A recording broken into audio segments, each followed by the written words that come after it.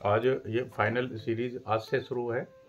ये नहीं है कि हर टेस्ट पेपर क्रम में लिया जाएगा, ये आप ध्यान रखिए इस बात का। मैं क्रम कभी भी खराब कर सकता हूँ टेस्ट सीरीज का। ओके, अभी इस भ्रम में रहे कि जी हम फर्स्ट था, आज थर्ड या सेकंड करके आए और आपने लास्ट का ले लिया। ठीक है, वो क्रम में किसी भी समय क्रैक कर दूँगा। आज फर्स्ट था, इसीलिए फर्स्ट की वजह से फर्स्ट ही माना कि फर्स्ट से शुरू करते हैं। क्रैक करने पर पता चलेगा आपने कितने याद किए हैं, नहीं किए हैं। पहला प्रश्न है टेस्ट नंबर 1, न्यू सीरीज का टेस्ट नंबर 1। पहला प्रश्न है, ध्यान से सुनिएगा। कुछ सवाल इसमें ऐसे हैं जिनके 2 उत्तर लग सकते हैं, कुछ सवाल ऐसे हैं जिनके उत्तर इसमें है ही नहीं। ठीक है, कुछ सवाल मतलब सवाल बिल्कुल उस पैटर्न पर हैं, प्रश्न पत्र उस पैटर्न पर हैं जो आयोग का बनेगा। कुछ सवाल ऐसे हैं जो कूट हैं, कुछ सवाल ऐसे हैं जो मिलाने वाले हैं। मिलाने वाले सवाल हल करने का तरीका भी आपको बता दिया जाएगा, कूट कैसे देखना उसका भी तरीका आपको बता दिया जाएगा। ये सीरीज अगर किसी बच्चे ने कंप्लीट नहीं की, क्योंकि इस सीरीज में सारे तरीके हैं पेपर हल करने के, जो सीरीज है सारे तरीके इसी सीरीज में बता दिए जाएंगे किस तरीके से आप टेस्ट पेपर पास कर सकते हैं। ठीक है भाई, इसके बाद एक लास्ट सीरीज बची है, केवल एक, जो फाइनल सीरीज रहेगी। वो टेस्ट न्यू होते हैं, उसमें वो किसी के पास नहीं होते हैं। उसमें आपकी रेस का पता चल जाएगा किसने कितना याद किया है, सारे टेस्ट पेपर याद किए हैं या नहीं किए हैं। जब ये सीरीज मैं कंप्लीट करा दूंगा, उसके बाद आप जो मर्जी पढ़िए, दुनिया की कोई भी किताब पढ़िए, उसके लिए आपको टाइम दे दिया जाएगा। ठीक है, जो आपको पढ़ना है नेट से पढ़िए, कहीं से पढ़िए, लेकिन सॉलिड पढ़िए। फिर आप स्वतंत्र है, जो मर्जी किताब खरीदिए। फिर आप उसमें आपके अंदर इतनी काबिलियत हो जाएगी कि आप उसमें से सही गलत का निर्णय ले सकते हैं। अभी नहीं, अभी आप उन्हें अगर गलत पढ़ लिया तो गलत ही आपका रहेगा लास्ट तक। आप फिर किसी की नहीं सुनेंगे, आप उसी को निशान लगाएंगे। इसीलिए सबसे पहले थ्योरी का पार्ट कराया जाता है। थ्योरी एक बेस है जो हर एक प्रश्न को हल करने की कैपेसिटी रखती है। जिसने थ्योरी कर ली उसको हर एक प्रश्न का उत्तर बड़े आसानी से समझ में आ जाता है। उसको पढ़ना बेहद जरूरी होता है। उसके बाद वन लाइनर टेस्ट की सीरीज है। वन लाइनर टेस्ट सीरीज को वो ही बच्चे हल कर पाते हैं जिन्होंने थ्योरी पढ़ी है, और बच्चे उसमें से 125 में से 10 सवाल भी मैं समझता हूँ हल नहीं कर पाएंगे। इसके बाद तीसरे नंबर की सीरीज, दूसरे नंबर की जो सीरीज चलती है वो ऑब्जेक्टिव टाइप चलती है। ऑब्जेक्टिव टाइप भी वो जो टॉपिक आपने पढ़े हैं केवल उनमें से प्रश्न पूछे जाएंगे।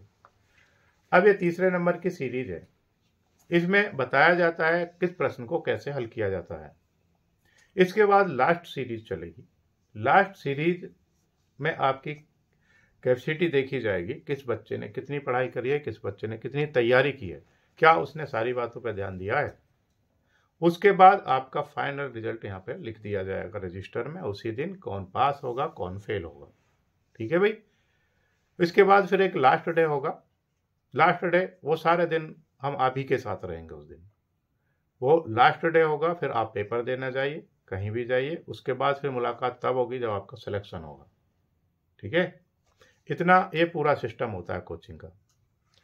आपका हाथ पकड़ करके आपके विद्यालय तक छोड़ दिया जाएगा, वहाँ से आपकी रेस शुरू होती है। वहाँ से अब आपका जीवन आपको खुद चलाना होता है। फिर हमको यहीं आकर के खड़ा होना है, दूसरा बैच तैयार रहता है। ठीक है, ये एक सिस्टम है पूरा। हमने जो लाइन बना रखी है हम उसी लाइन पर चलते हैं, और आपसे भी ऐसी अपेक्षा रखेंगे आप भी उसी लाइन पर चलें जो चीज़ आपको सिखाई गई है। अपने बॉडी को संतुलित रखें, अपनी भाषा को संतुलित रखें। बच्चों से, जिन बच्चों को पढ़ाने का मौका मिले उनसे बेहद प्यार करें। जैसे अपना एक छोटा बच्चा होता है उसको भी अपने बच्चे के ही जैसा देखें। जो बात अपने बच्चे को नहीं बोल सकते हम उसको भी नहीं बोलनी है। जिससे हम जुड़ें, पूरे दिल से जुड़ें। ऐसा नहीं दिखावा नहीं करें, जुड़ने का दिखावा कभी नहीं। अगर नहीं जुड़ सकते तो एक किनारे हो जाइए, लेकिन सही जुड़िए जिससे भी जुड़ते हैं। अगर तो समझ में नहीं आ रहा व्यक्ति तो उसको साइड कर दीजिए, सही से जुड़ने की कोशिश करिए। ठीक है, प्रयासरत रहेंगे। शुरू करते हैं हम। पहला प्रश्न है,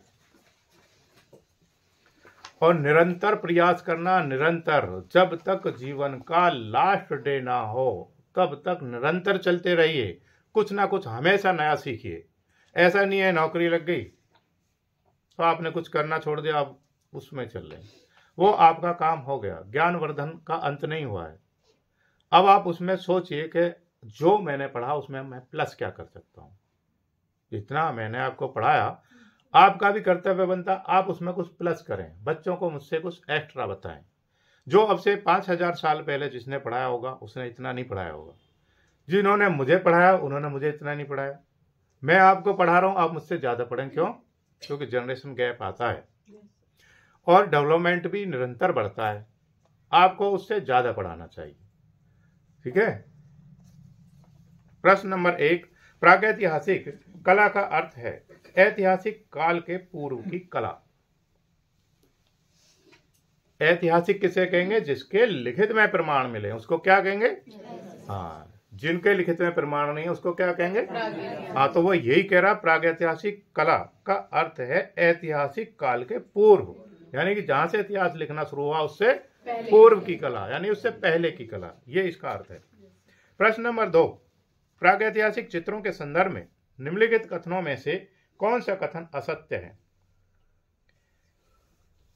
गै सही है। प्रागैतिहासिक चित्रों में दमकता लाल, चमकीला, नीला एवं प्रफुल्ल हरा रंग भरा गया है। ये कैसा है? असत्य है। ठीक है। प्रश्न नंबर 3 देखेंगे, भारत में प्रागैतिहासिक चित्र कहां प्राप्त हुए हैं? इसमें है सरगुजा। सरगुजा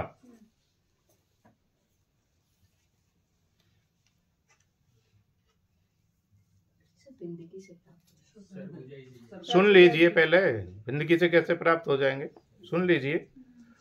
अब इसमें जरूरी नहीं है सब सारे सरगुजा से ही प्राप्त हुए हैं, ये तो जरूरी नहीं है, वो आप ठीक हो सकते हैं, लेकिन ये भी जरूरी नहीं है सारे सरगुजा से मिले हैं। और भी स्थान है कई ऐसे जहां से ये मिले हैं। आप लिख सकते हैं इसको, चाहे तो आप पीछे लिख लीजिए चाहे यहीं पर लिख लीजिए।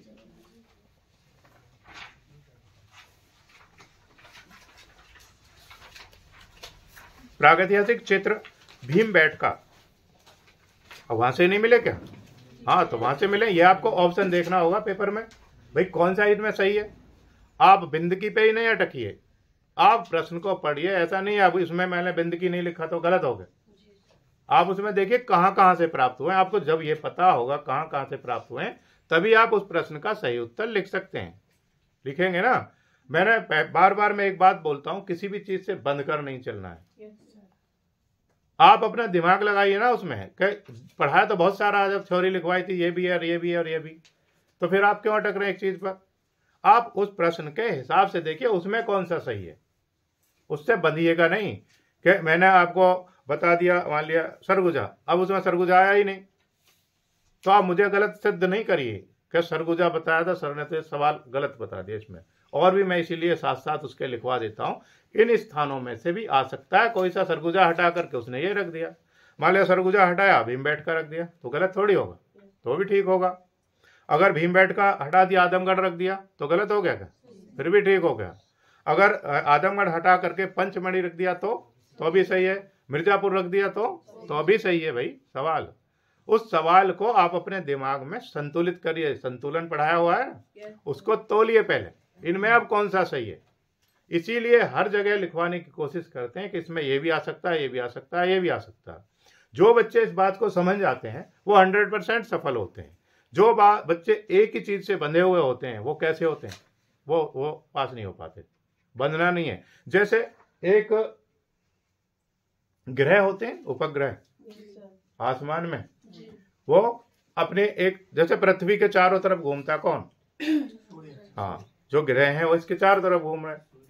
हाँ, तो वो बंध रहे हैं ना, तो उससे पार भी चले जाते हैं। तो वो इतने क्षेत्र को हैं तो घूमेंगे। अच्छा, जैसे अब ये ऐसे समझिए आप, जैसे उषा ने एक बकरी खरीदी, समझिए उदाहरण बता रहे हैं शॉर्ट में, बहुत आसान सा। अब एक बकरी इन्होंने भी खरीद ली। इन्होंने जो है राखी ने बकरी खुली छोड़ दी। अब वो पूरे में खाती फिरेगी, कभी कहीं क्या एक स्थान पे बंधेगी कभी नहीं। क्यों? क्योंकि वो अपनी पसंद की चीजें ढूंढेगी। जो इन्होंने बकरी खरीदी, इन्होंने एक वहाँ, क्योंकि उषा को बहुत सारा काम था, है बाजार जाना था, उषा ने क्या काम करा, एक वहाँ लकड़ी गाड़ी, डंडा गाड़ दिया, खूंटा गाड़ दिया और बकरी के गले में रस्सी बांध करके वो खूंटे से बांध दी। अब उसे भी भूख तो उसे भी लग रही है, अब वो कितने क्षेत्र में खाएगी, जहां तक उसकी रस्सी जा रही है। तो यार उसमें नहीं बंधिए, आप बंधिए नहीं, आप बंद करके नहीं चलिए किसी भी चीज से। जो बंध गए वो सीमित रह गए, जो स्वतंत्र हैं वो जहां मर्जी जा सकते हैं। तो ये सवाल आपका बंधने का है। ओके, समझ गए ना? बंद करके नहीं चलना है, हमें समझ करके चलना है। अगर अपनी पसंद की चीज खानी है तो स्वतंत्र रहना है, नहीं तो हम बकरी की जैसे, वो खाएगी तो सही लेकिन ग्रह की तरह बस वहीं खा पाएगी, उसी चक्कर में खा पाएगी। अगर उससे मात्र आधे इंच भी दूरी है तो खा पाएगी उसे? बिल्कुल भी नहीं खा पाएगी वो। और जबकि दूरी कितनी है, मात्र आधा इंच की दूरी है। और जो स्वतंत्र है वो पूरे जंगल में घूम खाएगी। कुछ उदाहरण समझाने के लिए दे जाते हैं, कोई अपने ऊपर ना लो ना, ठीक है भाई बच्चे? हाँ, कभी समझ ले रहे हो, बकरी खरीद ही लो जाकर, अब बांध करके देख लो उधर। क्यों सा सर आपने बता दिया, अच्छा, ऐसा लग रहा है हमने खरीद के। ओके ओके, भीमबेटका लिख सकते हैं इसमें, आजमगढ़ लिख सकते हैं, पंचमढ़ी लिख सकते हैं, मिर्जापुर लिख सकते हैं। सर सबसे ज्यादा क्षेत्र मध्य प्रदेश के ही है, इसीलिए सरगुजा ठीक है। हाँ हाँ समझा रहे हैं, सुन लो पहले उसको। छत्तीसगढ़, रायसेन लिख सकते हैं। सबसे ज्यादा सरगुजा है वो, ठीक है, इसीलिए सरगुजा पर निशान लगाया हुआ है।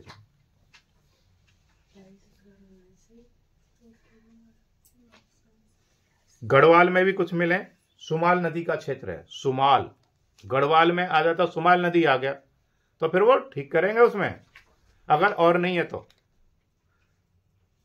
सुमाल नदी क्षेत्र। दक्षिण भारत में भी कुछ मिले हैं,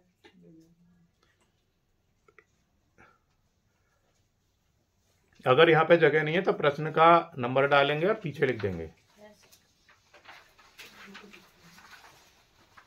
दक्षिण भारत में बेलारी है,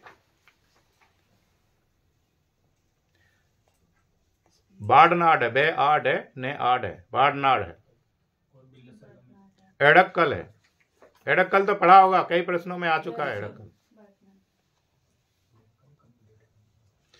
और विलास रंगम है, विलास रंगम,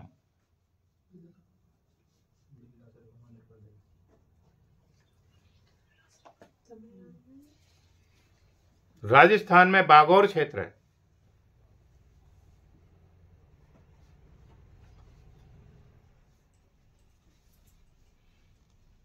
अब नीचे लिखिए, कश्मीर प्रांत में भी मिले हैं।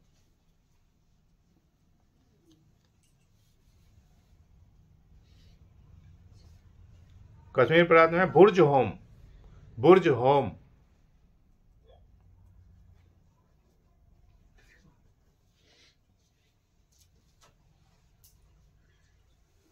गुफ कराल, गुफ कराल,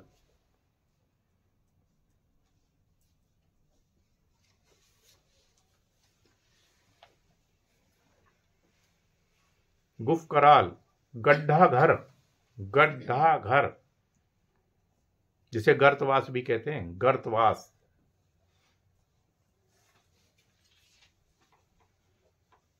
अब यहां सरगुजा क्यों ठीक है, जो अभी इन्होंने बताया मीका ने, वो अब ठीक है, क्योंकि मध्य प्रदेश में सबसे अधिक मिले। मध्य प्रदेश के क्या है, सरगुजा रियासत है, इसीलिए यहां पर कौन सा सही है, फिर ये ठीक है।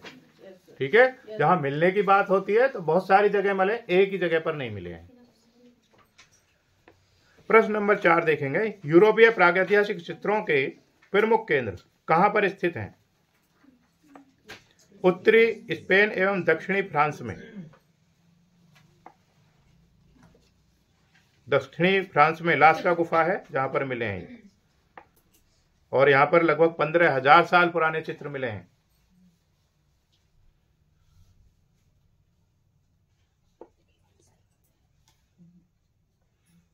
और यही उत्तरी स्पेन में ही है लास्का एक, जहां पर लगभग 30,000 पुराने चित्र मिले। उत्तरी स्पेन के ही आसपास है, जिस पर लगभग 30,000 पुराने चित्र मिले यहां पर। 5 नंबर सवाल है, दजला और फरात नदियों के दोआब में पनपी सभ्यता है मेसोपोटामिया। दोआब किसे कहते हैं? हाँ, 2 नदियों के बीच का स्थान, क्षेत्र, मेसोपोटामिया लिखिए। ठीक है। मेसोपोटामिया की सभ्यता किस देश की है? इराक की है। कह सही है। अमरत्व की कला किस देश की प्राचीन कला को कहते हैं? मिस्र की। अब ये तो मिस्र की है, ठीक है, ये बिल्कुल ठीक है। अब अमरत्व की कला कहते किसको है? अमरत्व है जैसे योग है, भारत में क्या करते हैं? अब योग करके भारत के मुनि कैसे हुए? अमर हुए ना। अमरत्व जो बहुत बहुत साल जिए, तो उन्होंने अमरत्व प्राप्त कर लिया। योग में वो शक्ति है जो अमरत्व की तरफ ले जाता है। ठीक है भाई। जैसे जड़ी बूटियां हैं भारतीय, कुछ जड़ी बूटियां ऐसी हैं जिनसे अमरत्व प्राप्त हो जाता है। और तंत्र मंत्र भी हैं, अनुष्ठान भी हैं। जो अनुष्ठान है, कुछ तंत्र मंत्र हैं, कुछ विद्याएं हैं जिनसे हम योग प्राप्त कर सकते हैं और अमरत्व प्राप्त कर सकते हैं। भोजन भी है क्या? हाँ, भोजन भी है। अगर हम संतुलित भोजन कर लें, जीवन भर के लिए संतुलित भोजन कर लें, तो हमारी उम्र कैसी हो जाएगी? बड़ी हो जाएगी, लंबी हो जाएगी। हो सकता है अमरत्व की तरफ उसका पहला कदम हो। सबसे पहले क्या करेंगे? संतुलित भोजन। तुमने देखा नहीं है, जो संतुलित आहार खाते हैं वो बीमार नहीं होते, वो जीवन भर अच्छे बने रहते हैं। तो वो है अमरत्व। उत्तर क्या होगा? मिस्र। प्रश्न नंबर 8 है, पशु आकृति युक्त मोहरें कहाँ पाई गए हैं? मोहनजोदड़ो। अब इसमें मोहनजोदड़ो है तो मोहनजोदड़ो ठीक है। अगर इसकी जगह हड़प्पा आ जाएगा तो क्या गलत होगा? वो भी ठीक ही होगा। अगर हड़प्पा की जगह लोथल आ जाए तो रुस्तम, तो वो भी ठीक है भाई। अगर इसकी जगह कालीबंगा आ जाए तो भी वो ठीक है। हाँ, बिल्कुल ठीक कह रहे हैं आप। ये कह रहा है पशु आकृति युक्त मोहरें कहाँ पाई गई, तो इसमें सही कौन सा है? हाँ, क्योंकि इसमें ना तो राजघाट होता, ना नालंदा हो सकता, ना ही सारनाथ हो सकता। तो अपने आप प्रश्न बताता है। अगर हम उस प्रश्न को ठीक से पढ़ रहे हैं तो वो प्रश्न खुद कहता है इसका उत्तर ये है। ये खुद ही बताता है प्रश्न। अगर आपको उसका उत्तर नहीं मिल पा रहा तो आप प्रश्न को ही ठीक से नहीं पढ़ रहे, आप प्रश्न को समझ नहीं पा रहे। जो पेपर होता है, अगर बच्चे को, मैं 10th और 12th की बात कर रहा हूं, अगर उस पेपर को टीचर एक बार क्लास में खड़ा होकर के बच्चे को समझा दे तो मैं समझता हूँ 90% उस पेपर को हर बच्चा हल कर सकता है। केवल 20% बच्चे वो होते हैं जो उस प्रश्न पत्र को समझ नहीं पाते और उसका उत्तर सही से नहीं दे पाते। इसीलिए मैं बोल रहा हूँ कि जो माँ की भूमिका है वो बेहद महत्वपूर्ण होती है घर में। अगर माँ थोड़ी पढ़ी लिखी है, वो भी बच्चे को कुछ गुण दे सकती है, बहुत अच्छे से किसी प्रश्न को समझा सकती है। जैसे टीचर पे बच्चा विश्वास करता है, अगर टीचर ने 2 और 2 5 बता दिए तो 5 को फॉलो करेगा उस एज में, छोटी एज में। अगर आप कहोगे नहीं वो 5 नहीं 4 होते हैं तो उसको मानेगा नहीं। ठीक है, वो होता प्रभाव, वो उस टीचर का प्रभाव, नहीं मानेगा ना।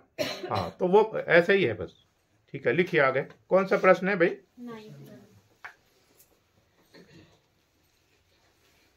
हाँ, जो मोहरें मिली हैं ये किसकी बनी हुई थी? सैलखड़ी की।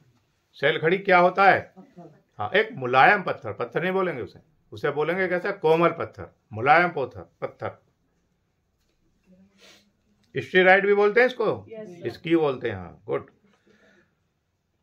कभी कभी इंग्लिश में आ जाता है स्टीराइट, तो वो भी यही है। निम्नलिखित में से कौन सा नगर हड़प्पा संस्कृति का नहीं है? हाँ, गिरिनार।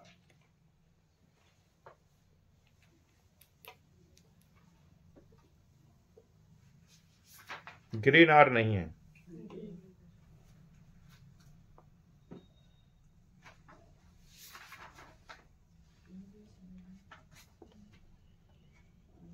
हड़प्पा का संबंध है इंडस वैली से। कैसे ये? इंडस वैली हड़प्पा क्या था? सुनियोजित शहर था। सुनियोजित शहर था। सिंधु घाटी खोज कब करी थी? किसने? और 1921 में किसने की थी? Very good. हाँ, एक सवाल आ जाता है यहाँ से इस तरीके का। पुरातात्विक महत्व का स्थल लोथल कहाँ स्थित है? गुजरात में। गुड।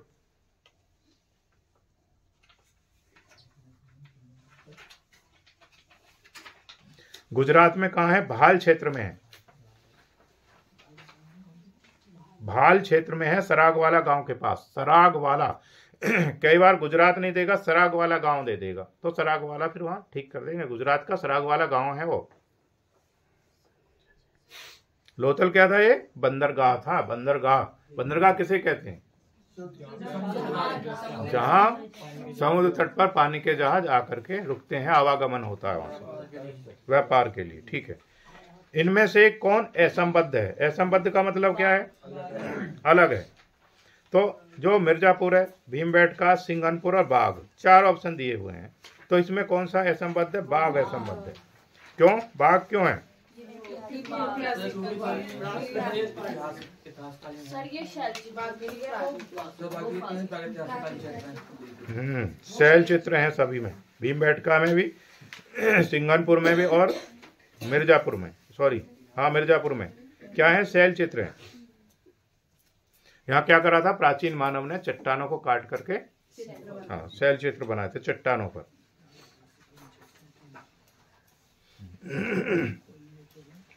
और ये भी हो सकता है जो बाघ का संबंध है बौद्ध काल से है, ये भी अंतर हो सकता है। मतलब किसी भी तरीके से आपको अंतर छांटना है। अगर प्रश्न समझ में नहीं आ रहा है तो उस प्रश्न को छोड़ें, थोड़ी देर के लिए आगे बढ़ें। जो प्रश्न आसानी से हो रहे हैं उनको तेजी से करते जाएं। अब इस ऐसे प्रश्नों पर बाद में फिर दिमाग लगाएं। कुछ प्रश्न ऐसे हैं जो 1 ही सेकंड में हो जाएंगे। कुछ प्रश्न ऐसे हैं जिनको 2 मिनट चाहिए। 2 मिनट वाले प्रश्नों को थोड़ा सा हम स्लो करेंगे। अगर हमें समझ में नहीं आ रहा तो समझने की जरूरत है तो उसको छोड़ के आगे बढ़ेंगे। पहले वो काम करेंगे जो बेहद आसान है। सर ये भी तो माना जा सकता है कि बाघ जो है प्राकृत गुफा है। सर ये ऐतिहासिक हो गई और तीनों जो है प्रागैतिहासिक। हाँ जी। नहीं, धार्मिक मतलब नहीं है, ये तीनों गुफा प्रागैतिहासिक हो गई ना। हाँ जी ठीक है, वो भी अंतर छांटना है। प्रश्न नंबर 13 देखेंगे अब।